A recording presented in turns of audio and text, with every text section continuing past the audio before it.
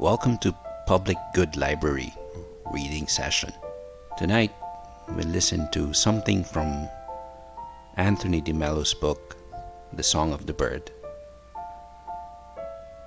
The title of the story and reflection is A Parable on Modern Life. The animals met in assembly and began to complain that humans were always taking things from them.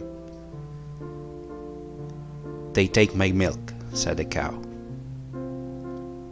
"They take my eggs," said the hen. "They take my flesh for bacon," said the hawk. "They hunt me for my oil," said the whale. Finally, the snail spoke. "I have something they would certainly take away from me if they could. Something they want more than anything else. I have time. You have all the time in the world if you would give it to yourself. What's stopping you?" Personal reflection. What's stopping you? Yes, it's also worth our time to reflect about time.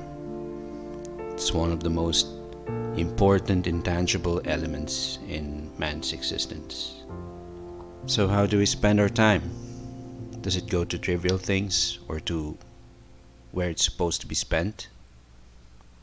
Is it being consumed just to satisfy our personal interests? Making money? Does some of it go to the needy, the people who need a bit more of our time? Or is it concentrated on filling our pleasure-seeking appetite? Can we really claim for ourselves that we are using it wisely? Or are we simply wasting it? It's very rare when we meet people saying they have so much time. It's always the case of, "I don't have enough time." We can't add to what has been established as 24 hours. We can't even deduct an hour or a minute from it. We simply have to sort things out. We have to identify what activities do not deserve our time, or the so-called time wasters.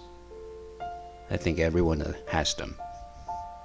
We simply have to eliminate these time wasters and devote the time to more productive things. Lastly, let us learn how to be more appreciative of this valuable gift. Time is actually how we often measure life.